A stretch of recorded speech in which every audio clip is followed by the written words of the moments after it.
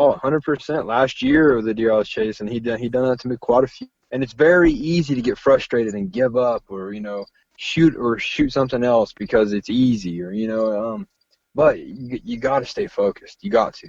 You got to push yourself through those times, because almost every single time that's happened to me, I sit down and I read these journals and I go through stuff. I look at trail cam pictures, and it's like a light bulb goes off, and it's like I know where he's at.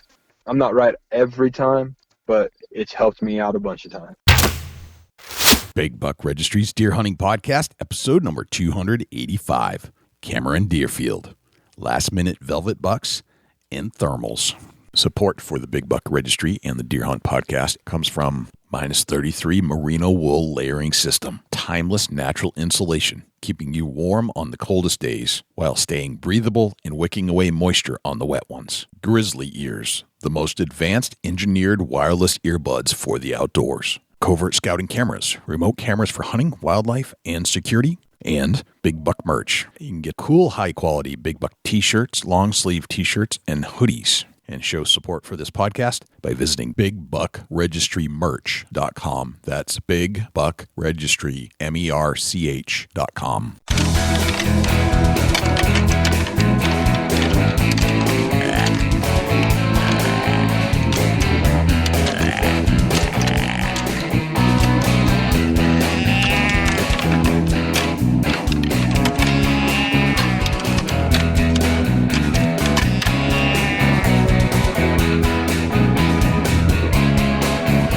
Big Buck Registry is a virtual museum of hunting stories. We preserve a piece of Americana by interviewing and recording hunters about their hunts and experiences from across the country. And who knows, maybe we'll learn a thing or two along the way that'll help us take our hunt to the next level. Hi, this is Ben Rising with Whitetail Edge. Sit tight as you're about to listen to the best podcast you possibly can listen to, the Big Buck Registry Deer Hunting Podcast. This is Cameron Coble, the average Joe blue-collar bow hunter, and you're listening to my number one favorite podcast of all time, Big Buck Registry's Deer Hunting Podcast. Hi, this is Dan Infold from HuntingBeast.com. You're about to listen to one of my favorite podcasts, Big Buck Registry's Deer Hunting Podcast. Hello, ladies and gentlemen, and fellow predators. My name is Jay, and thank you for tuning in to the Big Buck Registry's Deer Hunting Podcast. For Dusty Phillips and Jim Keller and the entire staff here at the Big Buck Registry, welcome to this week's show. There are a couple things I'd like you to do for us if you could. If you would, please check us out on iTunes, subscribe, and leave us a review. With your help, we're going to try and push this show up the iTunes charts. I know we have a lot of listeners out there, and I need you to take some action. I need you to leave a review and subscribe to the show. If you do subscribe, that'll give you access and notification each and every week that a new show is released. You can also access this show in its entirety on YouTube, Stitcher, TuneIn Radio, iHeartRadio, Spotify, Google Play, and as an Amazon Alexa skill. Go to Alexa and say, Alexa, enable Big Buck Registry. It's all right there for you to access on demand at your fingertips. Regarding the harness program, we have an ample supply of harnesses to give away from our volunteer donors. If you're in need of a full-body harness, please send an email to jay@bigbuckregistry.com. It's a game of chess, according to Cameran Derefield. There's a king and a pawn. Which is which? Well, that's to be determined at the end of the deer season. Studying annual journals about buck behavior and with heavy game camera monitoring, Cameran believes he can see a target buck's next move and plan accordingly. It's not instant success, but it is methodical and persistent, and generally speaking, Cameran is the one calling checkmate. Cameran shares with us all his deer hunting techniques, styles, and strategies. We'll get to our entire interview with Cameran Derefield in just one moment, but before we do, let's hear from our friends at -33 Merino Wool Products and Jim Keller with the Deer News. Let's talk about a hunter's layering system for a sec. We need to be ready for any weather that Mother Nature throws at us. With the layering concepts that -33 has created with their incredible merino wool products, they've got you covered. The -33's merino wool expedition weight garments will keep you warm on the coldest late season days while regulating and wicking away moisture in a way that only merino wool can do. You see, wool will absorb up to 30% of its weight in moisture without leaving you feeling wet or clammy, and wool insulates better than cotton or polyester and protects against hypothermia on those late season hunts. And here's another interesting point. You might not think of wool for early season, but with the minus 33 wicking technology, I'll take a lightweight minus 33 base layer any day in warm weather. Merino wool fibers naturally reject any bacteria found in moisture or sweat and gives you double protection against odor as your target buck approaches. Visit www.minus33.com to learn more about Minus 33's layering technology. Use the code BIGBUCK33 to get 10% off your next order. Now here's Jim Keller with the Deer News. Our first story this week, Colorado boy 8 injured in mountain lion attack describes encounter, quote, "I tried to get it in the eye," unquote. This story is from the Fox News website and was reported by Robert Gearty. The 8-year-old Colorado boy severely injured in a mountain lion attack said he tried to fight off the animal with a stick. Pike Carlson talked this week about his scary encounter with a mountain lion, which took place last month in his backyard in Bailey, according to reports. "I was just punching, trying to grab anything that I can, like a stick," Pike told KUSA-TV. "I did find a stick, and I tried to get it in the eye, but soon the stick snapped." Pike's father ran to his son and scared off the 65-pound mountain lion. "His head was inside the lion's mouth, and I watched, and I think that's what made me snap inside, just watching him chew on him," Ron Carlson told the station. Colorado Parks and Wildlife reported the attack the next day in a news release that did not identify Pike by name. According to the release, Pike and his older brother were playing on a trampoline when Pike heard a friend yell to him from a nearby house. The mountain lion pounced on him as he ran to the friend's house. Wildlife officers then shot and killed the mountain lion responsible for the attack. After the attack, doctors reattached Pike's left eye and closed wounds to his head with 60 staples, Fox 31 Denver reported on Friday. "Everything worked out the way it did, or else he wouldn't be here," Ron Carlson told Fox 31. "I want everyone to know if they want to wrestle a mountain lion, don't," he said, "because they cheat."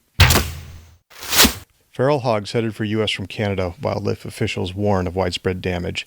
This story is from the Fox News website and was reported by Nicole Dara. An underreported threat along America's northern border has U.S. officials and local residents warning of widespread damage due to the reckless invaders, feral hogs from Canada. At least 8 pigs have been spotted in Canada just above the border with Lincoln County, Montana, according to officials.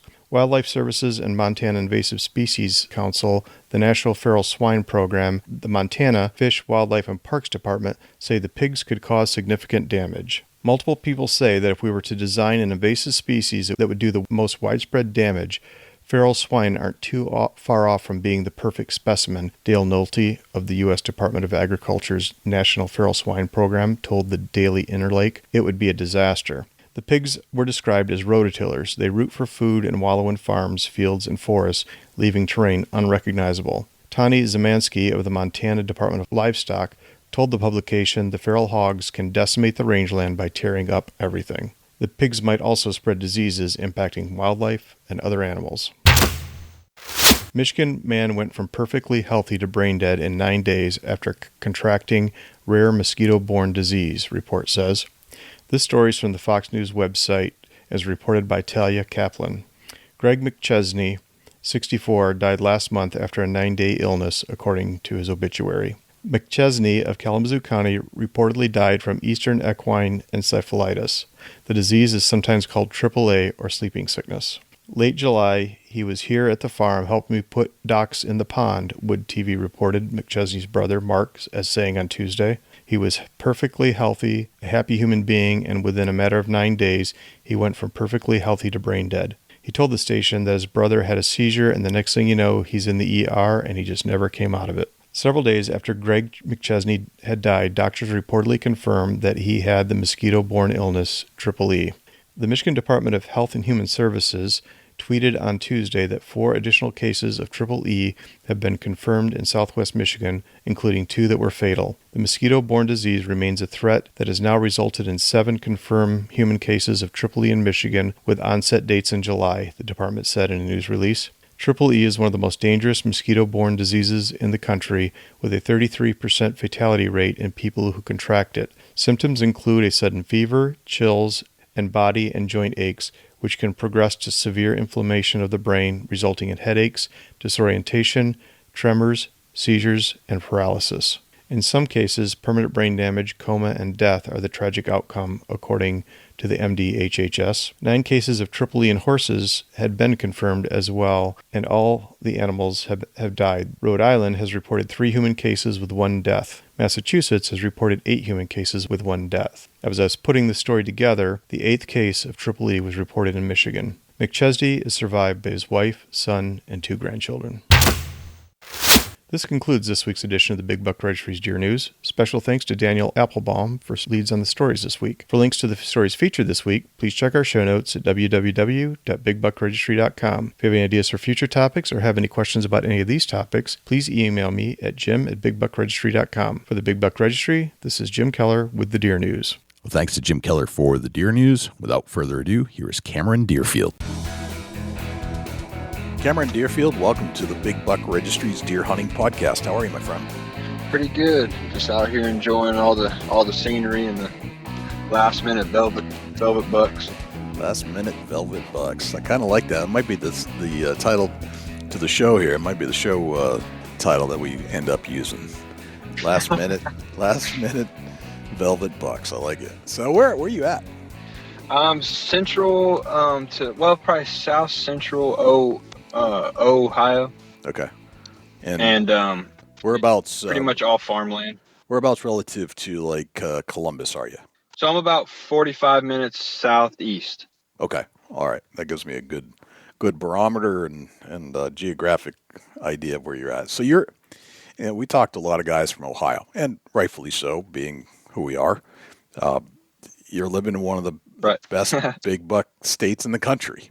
So did Ohio find you, or did you find Ohio? So it found me. I was born and raised here. It's been my home ever since I was born. I'm very thankful for that. I'm glad I didn't grow up in like Michigan or Pennsylvania or something. Yeah, you never want to grow up in Michigan if you're from Ohio, right? And vice versa. It's like, yeah, especially with the Ohio State Michigan rivalry. That's just as bad news. That's pretty funny. Yeah, for sure. Yeah. Especially for a guy like me. I don't watch sports, so to hear guys talk about that at work, I'm just like, come on. Yeah, it means nothing to you, right? It's just, but right, it does mean a lot to a lot of people. But I think growing up in Ohio must be a treat, and I wonder, I've always wondered, like, is it sometimes overlooked? Do you take it for granted being in such a great buck state? What do you think? I don't personally, because I hunt other states, so I know how good that we actually have it here. Okay. But I also know that our laws and all that stuff has helped our state actually produce bigger deer. There's a lot more people who actually bow hunt here. A lot more people who, we get 1 buck tag. So you see a lot more guys holding out for that one special buck. So which just only helps the herd and helps everything else. So it is astonishing that you get 1 buck tag in Ohio because there's so many of them, right? But yeah, it seems that way. It seems there is a lot. Right. Compared to other states, I mean, I live in New Hampshire, man. This is what you have for a buck population versus doe population is astonishing to me. Like, that's just, but I'm envious as well. But I also respect and understand how you got there because the rules are different there, and you have an incredible amount of agriculture. Which and and like I said, you just in the past 10 years, you've just seen a lot of guys, kind of become more into bigger deer. So that helps a ton, right. if say you over 5 square miles, 85% of those hunters hunting that 5 square miles are waiting for that one big buck, Right. That pays off a lot because, it allows deer to grow. It allows our herd in general just to be, big and, and then, a lot of guys, they won't shoot does until they actually shoot a buck. So, that's kind of helped that whole side of it. But, yeah, I mean, I'm very thankful, to say the least, of where I live and where I've been able to hunt and the deer I've been able to chase. And it's It's only thing that would make it a deer hunter's true dream is if we did have 2 buck tags, but then again, it would probably ruin the state. So I'm glad that we don't. Yeah. Yeah. I mean, I think that helps, right? I mean, it's got to help you get to the bigger bucks that you get to by limiting the number of bucks that are taken, even though they're plentiful, right? So it will become and will stay that amazing buck state forever as long as those rules apply. And so you have great agriculture, and certainly antlers are a byproduct of great nutrition. And but it also takes some good genetics. It doesn't just happen. Yeah, me and my buddy was talking about this the other day, and I remember growing up. You would a big deer in the 90s, or all that was. You always hear people say, "Oh, well, so and so shot a really big 10-point, so and so shot a really big 8-point, or maybe a 12-point every once in a while." But now it's just the past 10, 15 years, people shooting 23 points and 40 points, and it's like, man, what is going on? Yeah. And it seems like it's changed so much. Now I don't know what to chalk that up to, whether it's just time or whatever it may be. People holding out for bigger deer, so on, whatever. But last year, I mean, I don't know if you pay attention, but our state was on fire last year with just record book deer. Just big deer. And yeah, well, to answer your question, yes, it's truly amazing. I pay attention a lot to that stuff. Just being in the position I'm in, I'm fascinated by all that stuff. It's just it captivates me endlessly to see all this stuff. So yeah, I totally understand what you're saying. Yep. So you grew up in Ohio. It found you, but just because you're there, and there are a lot of people in Ohio that don't hunt, even though it's part of the culture in a lot of ways. What drew you to the field? Some people just find it. Some people are taught it. How were you introduced to the outdoors? So I was introduced by my dad and grandpa, and the number one thing if I had to think back and say what got me into chasing deer, I was probably 4 years old, and my dad shot probably 140-inch 8-point. And I remember being 4 years old, and I don't really remember him shooting the deer, but I remember the day that he brought it home, from it being mounted, and he brought it home, and he was so proud of it. He was looking at it, and just seeing the way that my dad looked at that deer, even at 4 years old, I was like, man, that's cool. And my dad and grandpa taught me how to hunt. Now, my dad and grandpa were deer hunters; they weren't big deer hunters, but they killed some really big deer, So they taught me the gist of it. That's where I fell in love with it. It was a big deal for us every single year. And as I got older, I started to transition from just being a deer hunter to chasing bigger deer and bigger deer and bigger deer.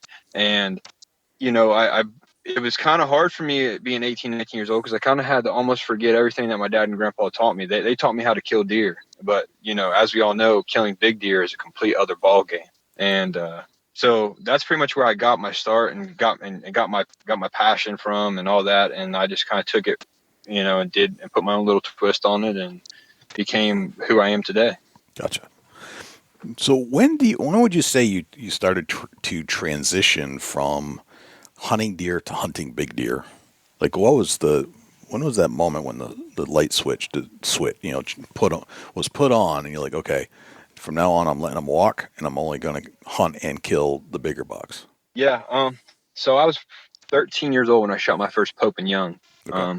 And that was a big deal for me. It was, when that deer walked in, I thought it was, the biggest deer I ever seen. And that kind of flipped a switch in me, like, man, I want to kill big deer. And I didn't kill another big deer until I was 17. And I shot a 10-point with a 23.5-inch spread. And at that moment is when it kind of flipped the switch in me permanently. And that's when it was like, okay, this is what I want to do. I want to chase big deer. And from that point on, I just became that. I just, I don't hunt big deer for anybody but myself. And it's because I love the challenge. I don't shoot 3-year-olds, 4-year-olds. I wait till they're 5, 6. I pick one specific deer out every single year, and that's the only deer that I care about or hunt or anything. So I've kind of just I challenge myself in the aspect of that, you know, and you know, a 5-6 year old deer, you can't help it, but 9 times out of 10, they're just a big deer. Yeah. So, you know, that's kind of when basically I went from shooting just any buck or any deer I saw to hunting more mature deer. And that, you know, with that came bigger deer and, you know, so on. But yeah, that's about 17 is when it really started to really click for me. Okay. So to pursue a big deer and to pursue just one in particular, does this occur year in, year out where you pick a particular deer and that's the only deer you hunt? Or do you have a hit list? No, I pick out one deer and that's it. Really? Interesting. Yeah, no other deer matters to me. You know, it's you'll hear me talk about it as a 100% chess match. And my grandpa taught me how to play chess when I was young, and I like how personal chess was, how challenging chess was. Mm-hmm. And to me, picking out one specific deer, picking him apart, finding out all of his flaws, everything about him, and actually being able to harvest him is the best, most exciting game of chess I've ever played. I can see that. I mean, not that I have the caliber of deer in New Hampshire to pick compared to where you are, but every year I get stuck on one deer. And yeah, if it doesn't happen, it doesn't happen. But I mean, these hunts might last 3 years. Never mind, just, you know, that's good deer. I got to kill that year. It's I understand what you're saying. Yeah, you know, and me, like when I go into a season and I'm out and I finally decide to kill a deer, failure to me is not really an option. I do everything, you know. Last year, the deer I killed, I chased for 60 days straight, hunted 230 hours. I carried stand and sticks camera every time that I went in. I never hunted the same tree twice. It was real safe. I knew where he was the whole time, but I couldn't get to him. So I played it real safe, always playing the wind. You know, thermals. I pay attention to everything. And finally on the 60th day, I got him. You know, in that process, I passed some great deer. I passed a mid 160s deer, a mid 170s deer, multiple 130s, a couple 140s. Just because I wanted to kill that one specific deer. Okay. How do you pick them out? How do you decide that that's the deer I'm going after? 99% of the time it's a deer that I have that is walking my farm that I have the most history with, and he has to be 5 years old or older. Okay. So, the last 2 deer I've killed, I had 3 years of history with them apiece. I wasn't hunting them the whole time because they weren't old enough, but I had 3 years of history with each one of those deer. Gotcha. Okay. And the history, tell me more about the history. Like, how do you develop a history with a particular deer over the course of 5 years? You know, I run a lot of trail cameras. I spend a lot of time laying in fields and videoing deer. Deer hunting is everything to me. It's what I do. And over time, when you spend as much time doing that, and you're on the same farms, watching the same deer, you get to learn these deer's personalities, what they like, what they don't like. You get to see them. It's almost like watching somebody from afar, and you get to see them kind of grow up a little bit. You see their patterns change. You see them get smarter. You see, you know, all these different things happen. And you kind of just get to completely analyze this with trail cam pictures, with sightings, with, you know, all this stuff just adds up. And that's, you know, history to me is what is, you know, when you shoot a deer and you can be like, oh, I remember it was two falls ago in October, he come working down this flat and he used to love that flat, but as he got older, he kind of changed up. He didn't, you know, like that's what history is to me. And being able to really, you know, get personable with these deer, basically, and being able to hunt them without hunting them is the best thing I can say, because you watch them grow up. You're hunting them, but you're not hunting to actually kill them. You're studying them. And like, you know, I pick out one deer a year, but at the same token, I pick out my deer for next year also. So okay, I follow 2 deer a season, but I'm only going to shoot one of them. Gotcha. All right. So so you must have a decent amount to pick from when they're young, and it, from what you're describing. But when they get to 4 years old, that's when you're starting to say, okay, that's going to be next year's deer, and this year's deer is the one you picked last year. Yeah. Gotcha. So you really have Well, for instance, the deer I'm chasing this year, he's 6.5. But last year, I was busy chasing a different deer that meant a lot more to me. So he kind of got the pass last year, and so now he's 6.5, and now I'm hunting him, and that's the deer that I actually. Gotcha. All right. So you've created a knowledge of the deer that you're going to hunt from. Basically, you're watching two deer at the same time, but one is next year's, one's this year. And the deer you're hunting this year is a 6.5 instead of a 5.5-year-old, because he might be the best in the crop this year. Yeah, maybe not the best inches wise, but he is, top. He's top of the list because I have the most history with him. He's something that the only reason he got the pass last year is because I was chasing a different deer, and I had so many opportunities to actually kill this deer and I didn't. So there's a lot of things feeding into it. Okay, gotcha. All right, so you've figured out that this is the deer that you're going to hunt this year. Yep. So tell me about the development of, like, a little bit more detail, why this is the deer this year. Tell me about so you knew this deer 2 years ago. You knew this deer last year. What was it that made him the number one deer that you're going to hunt? Well, he is the oldest deer. He has given me the most history on this farm. He is basically, so I have 9 deer mounted, and I've never killed a big 8-point. So this deer was a 10-point last year, so I kind of expect him to be a 10 this year. Well, come to find out, he turned into a giant 8-point. So it's kind of it's even more, So it just drives me to shoot him more, and he's not going to get any better. He's 6.5 years old.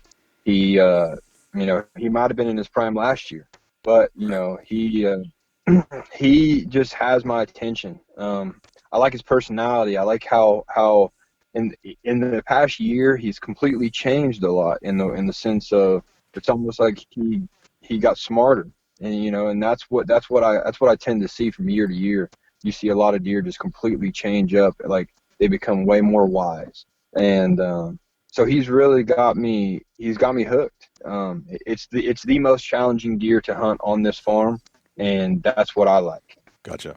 Give me an example of how this particular deer got wiser. Like, what have you noticed? Like, hey, this he's getting older and smarter, and now he's definitely got he's no longer the pawn. Now he's the king. How do you know that? Like, what is it that's indicating that this deer is smarter than he was and the smartest deer on the farm? His pattern, and the things that he does. He even last summer he was very just didn't have a care in the world. He showed everywhere. I got a mile-long driveway, and he'd just be standing there right next to the driveway. He would run once I got close to him, but he just was much more visible. He was on cameras that were just in the most random places. But this year he's kind of staying off into the shadows. He wasn't easy to find, and there's times that he's disappeared for a couple of weeks, and I've had to shift cameras around to find him. He's became unpredictable, which to me that's when they become very exciting, and I like hunting deer like that. Interesting. All right, so it's the unpredictability of the animal that intrigues you. Yes, sir. It's when they get off their pattern. Do you think that's the indicator of an older deer or a smart deer, or both? I think both. I think it just comes with time. Now there are some deer that you see it at 3 years old that are smart. Just smart deer. A vast amount of these deer, as they get older, they tend to get smarter. They learn stuff, whether they've seen other deer get shot, they've been hunted by other people, they've been shot at. They know where people are going to be, where they're not going to be. It just be, over time, they just get to experience everything, and it just makes them smarter, Gotcha. Wiser. All right. So now you've picked your deer. You've recognized him as the smartest, most intriguing, most elusive animal on the farm. How do you decide to hunt them? What's the next plan? What's the next step? The next thing I do is like I said, I put out a lot of cameras. Just on this deer alone, I'm running 23 cameras, I think. Okay, are you a camera guy? Yeah, and cameras do a lot of work for me because I do live in farm country. So 80% of my properties are open ag fields. Okay. So, I have to be real cautious in everything I do. But I use cameras a lot. I go out and film a lot. Sit in the evenings, watch. I also know that I've hunted this particular farm for going on 6 years now. I know how the deer are going to use it. I especially know how the big deer are going to use it.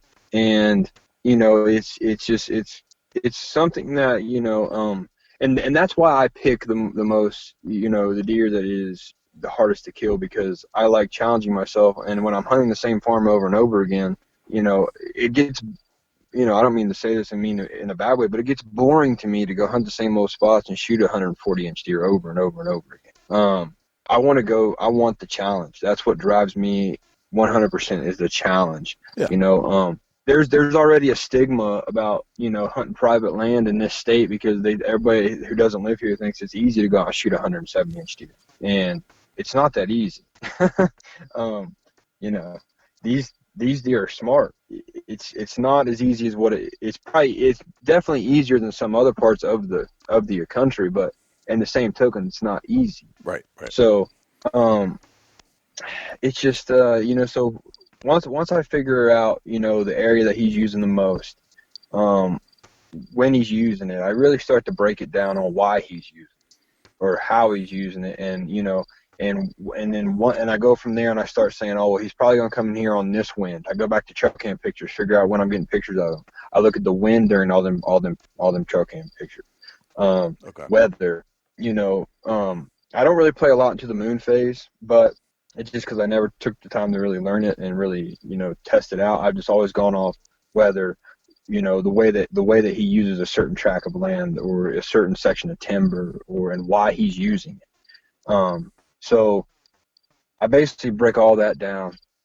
I keep a journal. Every year I start fresh with a brand new journal of that specific deer. And I go back to my old journals because I'll mark, stuff that he did or, at that, the previous year, the year before that, because I pick out deer that he could be good in 2 years. He could be good next year, and I base it all off of this. And when it all comes together and, you're sitting there in your stand and it's opening day and you're waiting for the sun to come up, one can't help but to second guess his every move. You're like, well, is this the right spot? Am I doing the right thing? But you learn, throughout the course of the season what to do, what not to do. And that's basically I let them kill themselves in a sense of I let them do what they need to do, and their faults, their habits, everything like that is what kills these deer. So are you looking for patterns using the maybe a sighting or more or less are you letting the cameras and then taking the dates on those cameras and the time frame and going back and referencing the weather relative to that exact moment? Are you getting that specific and trying to identify patterns? Yeah, and it doesn't always have to be like that. Like that doesn't mean that if he's using this wood patch on a west wind, 2 days a week, that doesn't mean he's going to be in there every time there's a west wind. So there's going to be holes in every game. But what you can do is you can narrow it down. Okay, well, if he's coming through here on a west wind on so and so days, and on this west wind he hasn't came through here, where could he be bedding? Where else could he be going from that bedding? What's enticing him there? You basically just pick apart everything. And I do that with cameras. I do that with sightings. I do that with every piece of knowledge that I can gather on this deer. Previous years, what he used to do, where I know he used to bed, so on and so on. And it's not it. Once you do this, you start seeing somewhat, even if they do kind of change up their pattern each year, they have some favorite spots, and they know some spots where they're safe, and it all just kind of comes comes into one when you go into season and you're like, okay, I know he's betting here on this win, so I'm gonna hunt over here today, But Okay. it's just like playing chess. You can move either way you want to, but just one move can cost you the whole game. And this is all predicated off of lots of camera information. Is that correct? Yeah. Okay. Yep. And then also, just some knowledge of knowing how big deer use areas. What to expect from bigger deer. What to expect from big deer on this farm. I let all that kind of play into it. Okay. Let's talk about your journal entry a little bit. That's intriguing to me. And I hear some guys keep journals, some don't.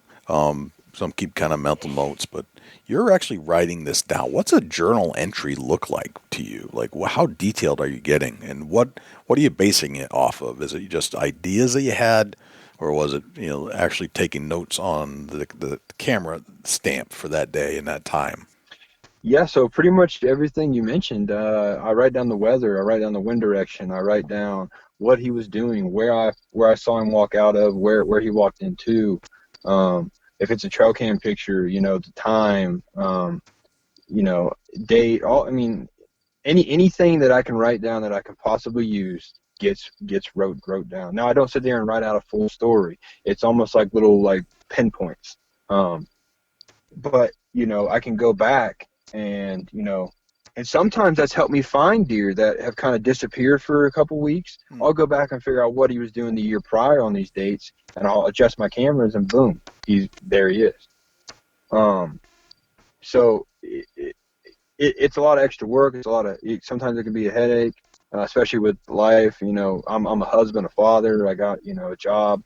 I own my own guide service, all this other stuff. So it's hard to keep it all together, but it's worth it. It's worth it to me anyways, to be able to go back, look, or even just have the knowledge. And at the same time, I'm learning about deer. So that's something that's really cool to me. Right. No, it's a great lesson. It's very entertaining. It's one of the most entertaining things on the planet to me and to you and lots of other guys and gals that listen to this show. The journal entries aren't necessarily like, you're not like writing prose. You're just kind of putting down some points. Are you organizing the information by the deer?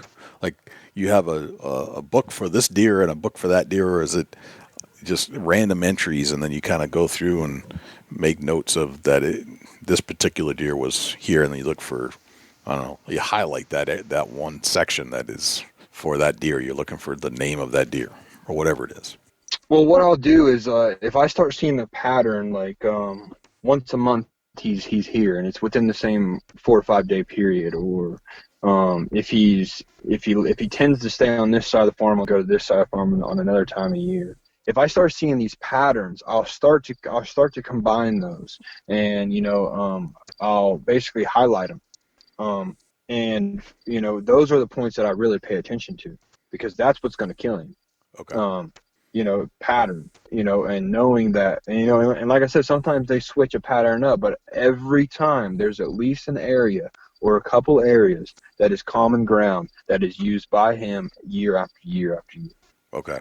Gotcha. So you ever get stumped? You ever like, man, I can't figure this one. I can't crack this code. This guy's a better chess player than I am. Oh, 100%. Last year, the deer I was chasing, he done that to me quite a few. And it's very easy to get frustrated and give up, or shoot something else because it's easy, or but you got to stay focused. You got to. You got to push yourself through those times, because almost every single time that's happened to me, I sit down and I read these journals and I go through stuff. I look at trail cam pictures, and it's like a light bulb goes off, and it's like I know where he's at, And I would say I'm not right every time, but it's helped me out a bunch of times. Okay. All right, gotcha. Are you using maps at all, or are you just so intimate with the farms that you hunt that you don't need them? Yeah, I don't really use maps. I just know the land that I hunt. I just I pay attention to every little thing. Okay. I just know it. Yeah, no, it makes sense. I mean, if you're familiar with a certain tract of land, you can retrace your steps, no problem. It's once you get familiar, you don't need that map anymore. It's already in your head. Do you find yourself when you're first, I mean, you've got, it sounds like you got a few farms to hunt. How many acres are we talking about that you got to pick from that you then narrow down on each of those farms, if there are multiple farms or on the farm, that you narrow it down to that's the deer I got to hunt? Like how many acres are you starting with? I have 3,600 acres. Okay. And it's over 4 farms and 2 different counties. Okay. And are these farms that you've worked with landowners to hunt on, or are they pieces of land that you own, or how does that work out for you? I don't own any land. I lease a couple, and then a couple I have that I just got by word of mouth. And then the one piece I have is a farm that I've hunted since I was a kid, and I've always put so much work into it and been so good to the landowner that he won't let anybody else hunt it but me. And actually, out of all that land, my last 3 deer I've killed and the deer I'm chasing, I've killed off the same probably 110 acre circle. Gotcha. All right. So out of the 3,600, you're mostly focused on 110 acres. Yeah, that's where my last 3 deer have been, and that's where the one I'm chasing now is. Okay. So there's something about that 110 acres that's producing good deer. Something about the habitat. There must be something that big deer like there. Do you think that'll continue based off of what you know of history with the rest of the 3,600, or is it something that you think it is a special place, or do you think it's just happens to be the right place at the right time for the last 3 years and it may change?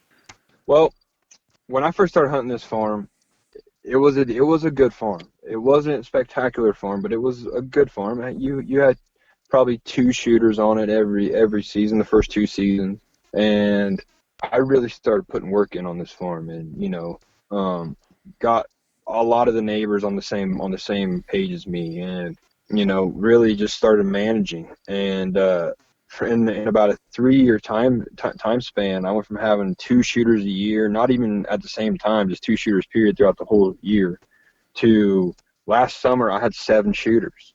And what I consider a shooter is a 5-year-old deer. Okay. So it really it's changed since I started hunting it for the better, and I've just really out of all my farms, I've kind of hyper focused on this farm for some reason. It just draws me, and I just like it, and it just I know it. I'm good on it. I have 2 farms that I haven't even touched in 2 years, but I'm the only one who can actually hunt them. I just haven't spent the time on them because I've been busy with this farm because it's just something about it. I just love it. Okay. Gotcha. So let's talk about some of your other tactics and strategies. Do you use bait to draw them in, or are you a free range, don't bait them in kind of guy? So I bait deer, but I do not hunt bait. I bait deer because everybody within 200 miles of here baits deer. All my neighbors, everybody. So if I don't bait deer even a little bit, I'm not going to have the deer that everybody else is. Okay. So I do bait deer. I've never still to this day have killed a mature buck off a corn pile. I'm not saying it can't be done, but it's not a real productive way. Right. Because these deer are used to that. These deer, I promise you, when these deer walk into a corn pile, if they even walk into a corn pile in daylight, they're looking up. They're expecting danger to be there. Right. So, because that's how they've been shot at. The last 3 deer I've shot have all been shot before I shot them. Really? So, okay. All right. These deer know, they associate that corn with danger. Yeah. Right. Right. And that's right. And I think, you hit the nail on the head, is that when you interact with deer, no matter how it is, if there isn't a positive outcome to whatever they experienced, it's a negative outcome for the most part, or a neutral outcome. And if it's negative, they're on high alert. So the chances of killing them under that negative experience again is pretty slim. So you got to figure out another way. Yep. That's so. The baiting, and that's another stigma that we get up here. Is you guys get to bait deer. It's easy to kill deer. Well, I'm going to tell you something. That doesn't play a role. Only thing that does is get you good photos at nighttime. Yeah, that is the truth. That is the truth. So you've identified, let's say, and we'll get into a good story here in a little bit, maybe last year's deer, if that's the most memorable. But you've identified an area. You've patterned the deer. You've got your journal entry. You've got your cameras and data from the cameras that have indicated that this deer is on the 110 acres that you're going after. How do you start to narrow in on the 110 acres? Well, see, the 110 acres is on a 1,900 acre farm. Mm-hmm.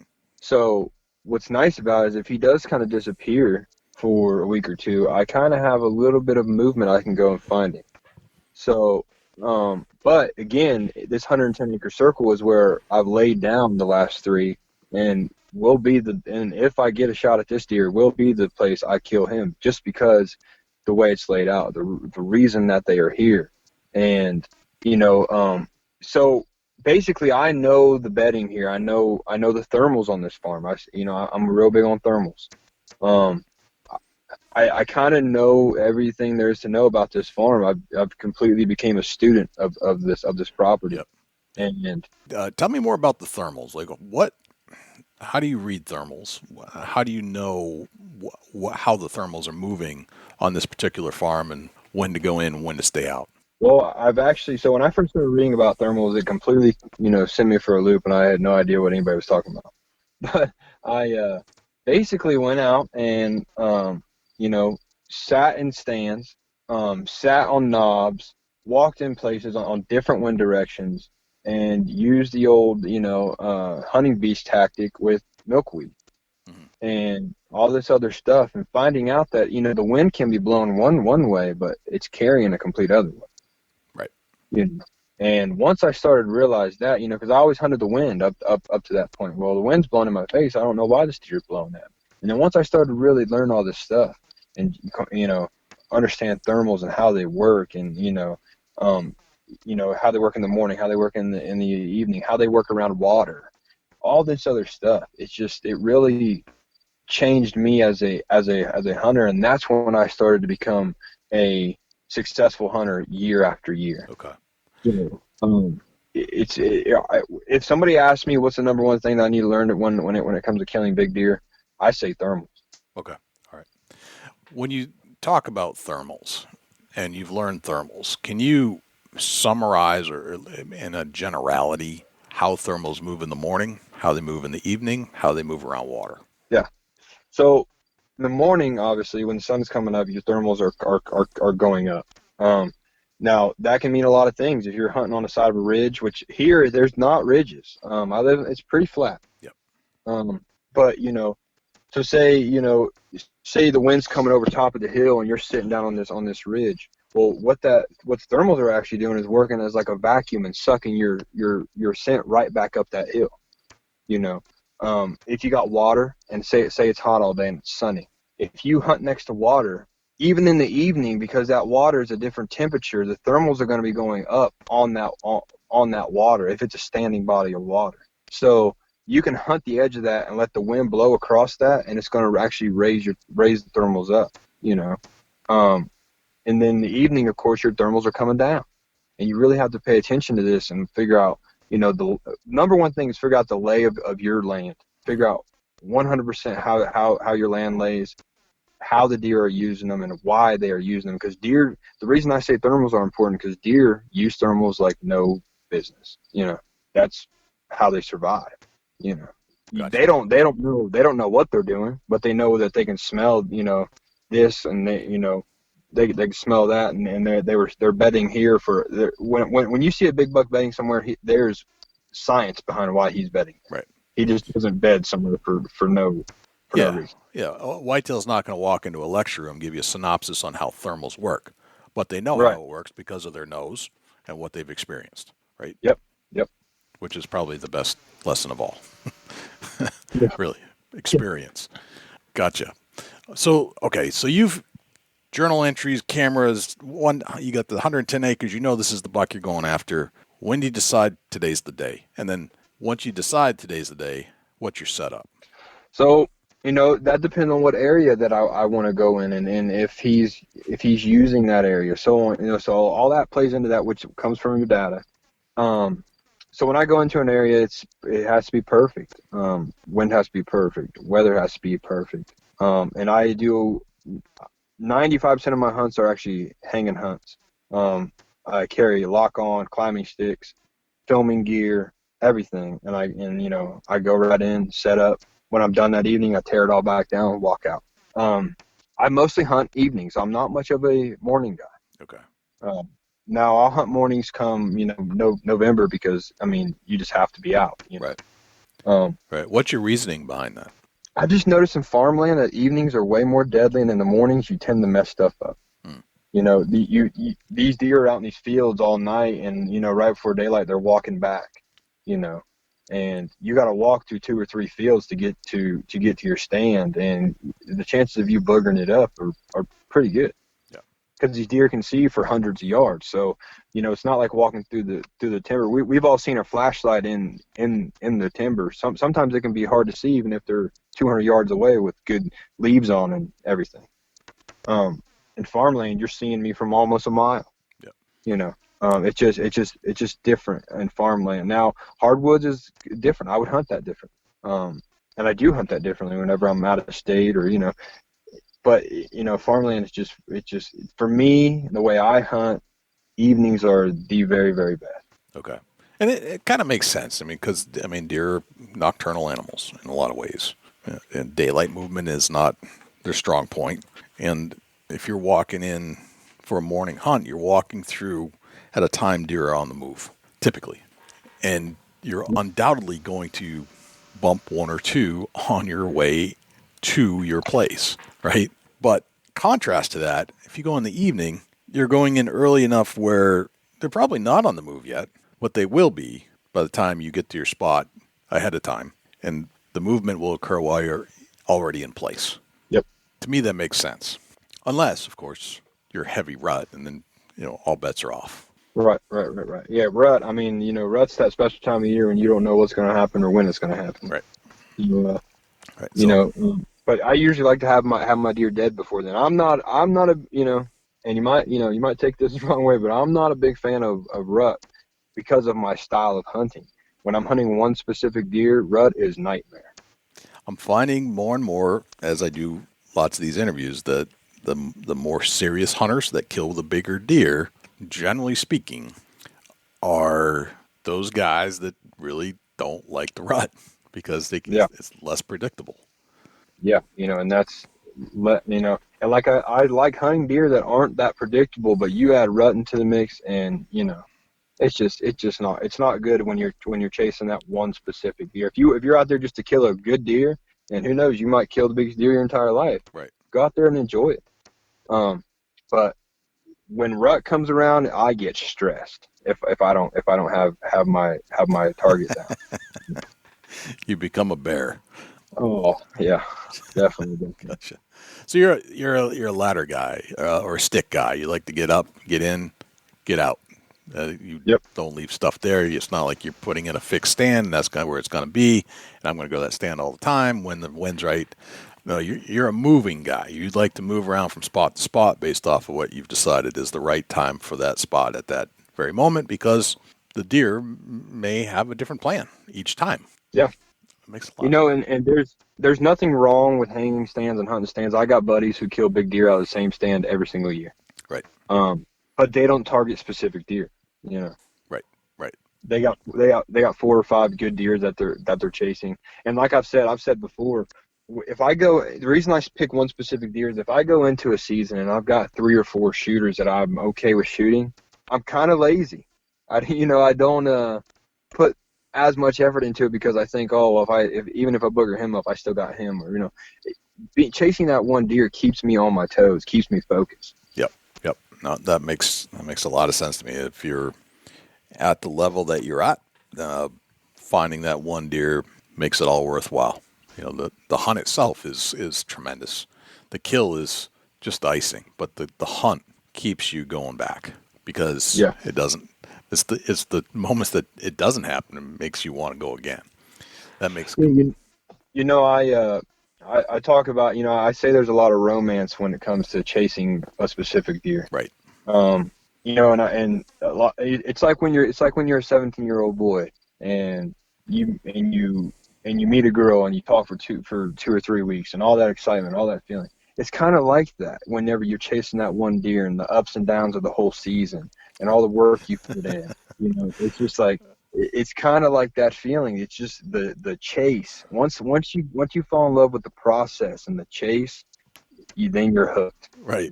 Right. That's a heck of an analogy. I've not heard it described like that, but I see the similarities. That's interesting. So what are you using for gear other than your sticks and your lock on or hang on or whatever you're using? What other gear are you bringing into the woods typically to hunt? So every time I go in, I have ozonics with me, my camera arm, lock on sticks. I don't use scent. I mean, I use like spray scent just a little bit on just like my boots. Like cover scent or neutralizer? Yeah, cover. I use so like scent, just stuff to take my scent away. I don't use any doe urine, no rut and buck, no, none of that. I don't use any of that. I feel like that kind of hinders you a little bit when you're chasing one specific deer. Okay. Because usually I'm chasing, the whole kingpin of this area, and he knows everything and every deer around here. So I feel like if I come in with something foreign, that's going to spook him. Yeah.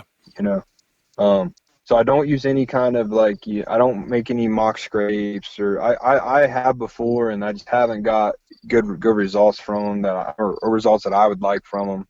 Do I have deer at them? Yes. Do they get hit? Yes. But does the deer I want to kill hit them? Very rarely. So, I try to keep myself as natural as possible. I run a real tight scent process with my clothes, with me. Whenever I check cameras, I try to wear a long sleeve shirt, the same boots every single time that I go in, and those boots don't do anything else. They're just for checking cameras. I'm very strategic in every step of the process. But going into the field, I carry a book bag with like extra SD cards, batteries in case I come to a camera and the batteries are dead, or I can swap the card out. But that's about it. I don't call a deer. I don't grunt at deer. I don't rattle deer. I never in my life have done the and stopped the deer. Okay. I've never done any of that. I just not saying none of it. Not saying none of it works. If it works for you, do it. But for me and the way I like to hunt, I just don't do it. Not like they do on television. That's what you're saying. No, it's not like not an as seen on TV situation. No.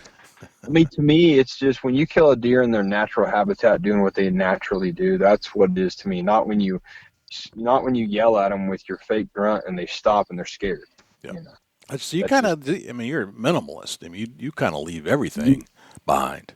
Yeah, I do carry ozonics, like I said, so I do kind of carry some new age stuff, but I don't carry scents. I don't call a deer. I don't have my moon guide in my book bag, nothing crazy like that. Right. I hunt off knowledge. Cameras, ozonics, mobility, and studying through journal logs. It sounds like that's you in a nutshell. Yeah, it's the most, that's back to that romance word. That's the most intimate way, I guess, you could actually hunt a deer. Sure, people would knock me for carrying ozonics and all that other stuff, but I like ozonics.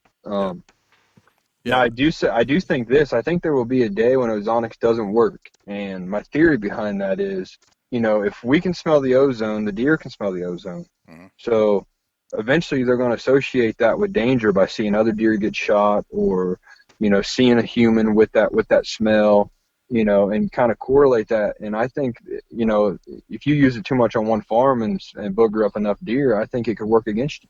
Right. I think you're right. I think it's that it's an identifier. It's a smell.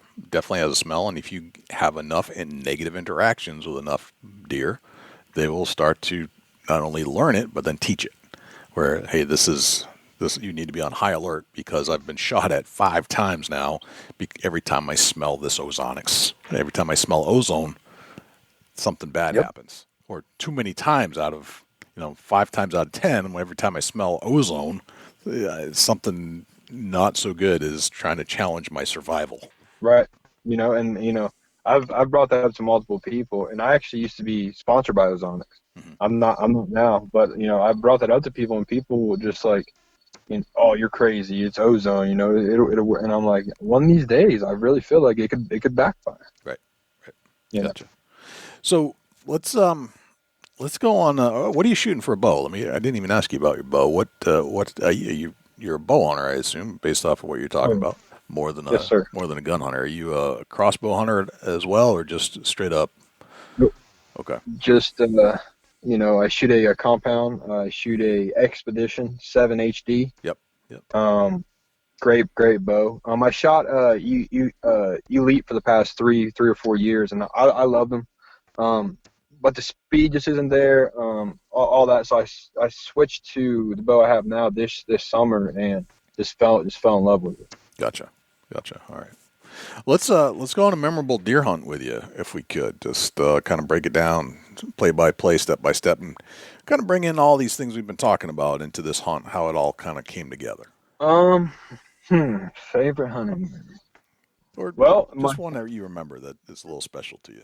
So I will say this: the first bigger buck, my first Pope and Young buck was with a crossbow, so it didn't get to be in the Pope and Young, but it scored that, Okay. Where are we going? Back to your farm? I was 13. 13. Okay. And we was on this farm that we hunted my entire childhood, and I was hunting with my dad and my grandpa, and we got to where the trail split, and you could either go up the hill or around the hill. And my dad pointed up the top of the hill, and I'm 13 years old, maybe weighing 130 pounds. I got 25-pound climber on my back. I got a crossbow. I shot compound at the time, but I had a PSE, and my buddy dry fired it and cracked the limbs. So I had to send it back to have it fixed that summer, and it wasn't fixed in time, so I was crossbow hunting. And so I had all this stuff on me, and my dad points to the top of the hill, and he says, "Go up there and just pick you out a tree." And I'm like, and it's dark, and I'm like, well, I ain't gonna see no deer today. And I walk up the hill, I find this good flat, and it opens into a hayfield. Well, I get right on the edge of it, and I didn't adjust my climber right, so I get about 15 feet up, and my climber's kind of facing down, and so here I am. 13 years old up in this tree. Climber's all out of sorts. I finally, I get settled, and it's about daybreak. And it was real windy. It was October 15th, I do believe. And super windy morning. And I'm just sitting there. And about 8:30, I look over in that hayfield, and there's a 10-point staring at me. So I must have stuck out like a sore thumb. Right. But he's looking at me. So I raised that crossbow up, and the whole time he's just looking at me. And I get him in the scope, and like any young man would, the first thing I look at is his daggone rack, Yep. And I'm just looking at him, and I think to myself, well, you better shoot him. And so I shoot him, and I hit him a little bit high, and he kind of fell down, and he tried to get back up. Was trying to get back up. Well, I shot him again. And we had walkie-talkies at the time. Yep. And I called my dad, and I didn't know he didn't have it on vibrate. So, it's just do-do-do-do-do, So he gets on the walkie-talkie mad because he thought I accidentally hit the button or something. Yep. I said, "Dad, I just shot a really big buck." And he's like, and he answered me back. He's like, "Yeah, I bet." And I was like, "Dad, I'm telling you, I just shot a big buck." I was like, "I need you up here." And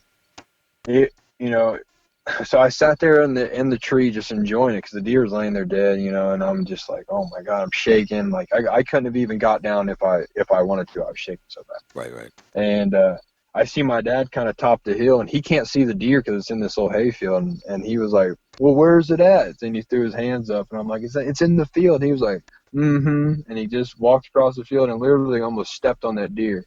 And he looked up at me and said, "You got to be kidding me."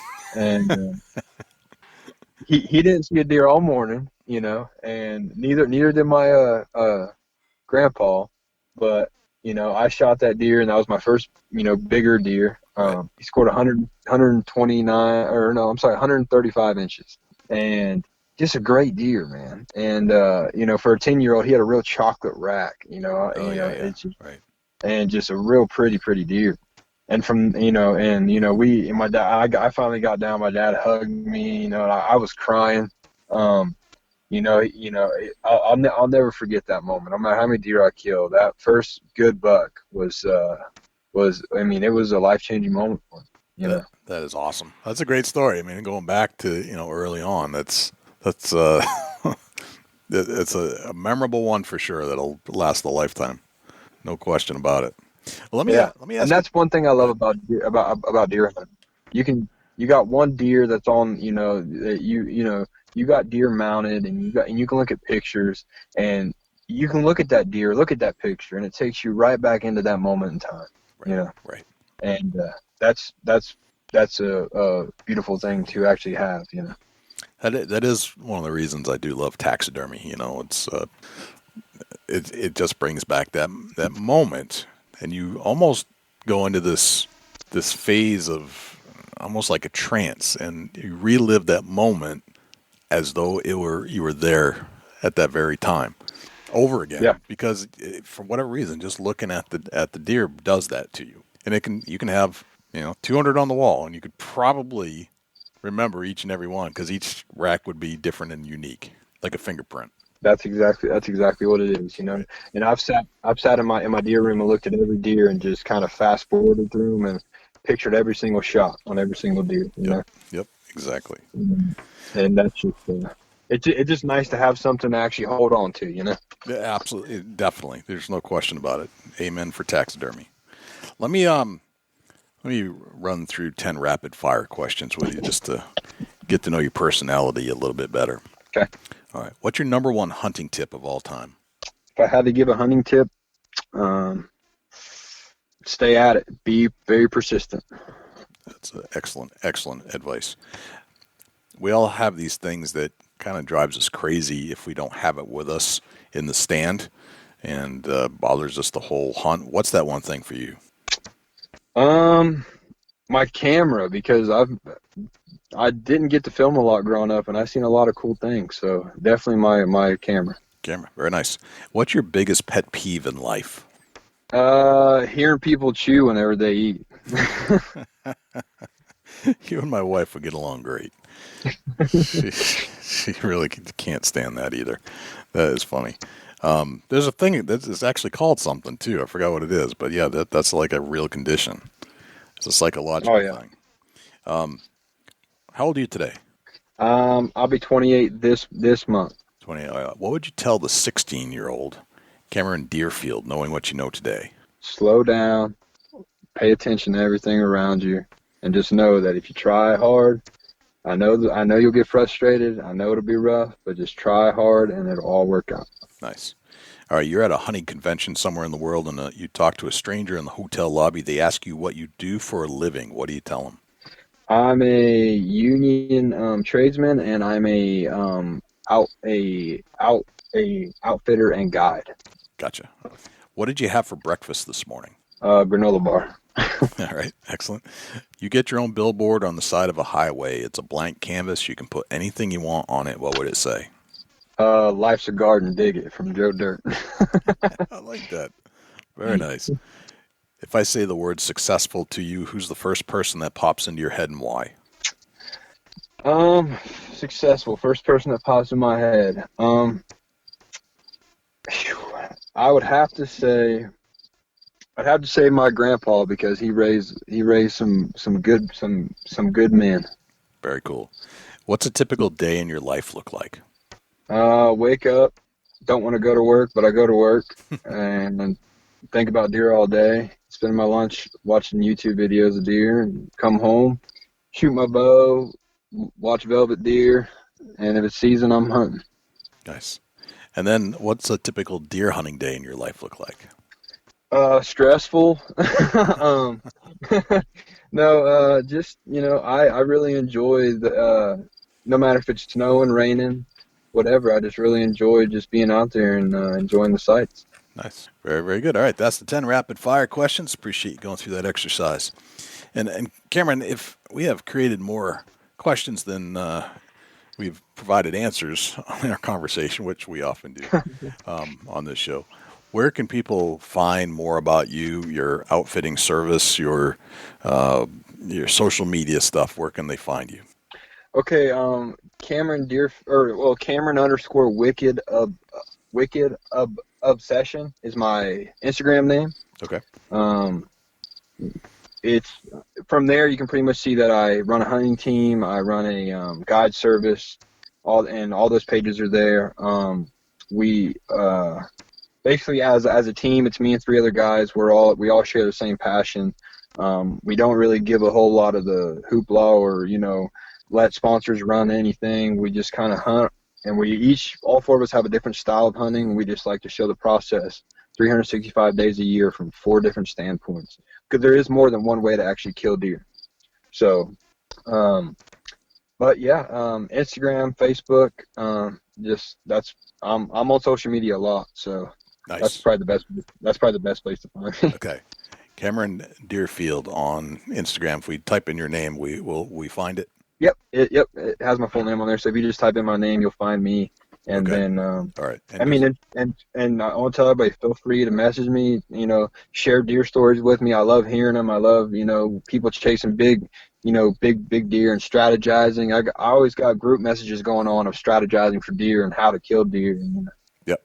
Gotcha. And so just so everybody who's listening knows the spelling of your name, it's Cameran with an A-N for Cameran, and Derefield is D-E-R-E Field instead of D-E-R Field. So just in case you need to have that.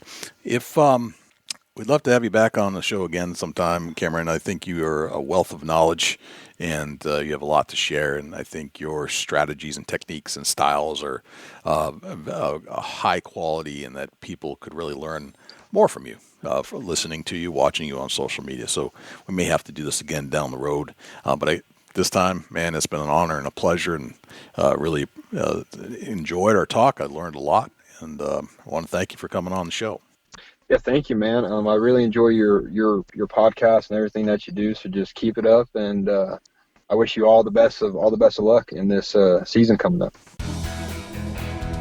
Thanks to Cameran for joining us on the Big Buck Registry's Deer Hunting Podcast. I really like how Cameran describes the hunt as a chess match, and how he picks out 2 bucks a year and then zones in on one he's going to kill this year and then picks out next year's buck. So it becomes a complete game of chess between the pawn and the king. And who becomes the king at the end of the season? Well, that depends on how the deer season goes. But I like his enthusiasm. I like his persistence. I like the way he uses a journal and the cameras and then tries to put together the pieces of the puzzle. And like he said, not always right, but a lot of times he is, just because he patterns deer, specifically the one he's after, year over year over year, and learns more about that buck. Dusty, where can we find you when you're not hanging out here in the studios with me?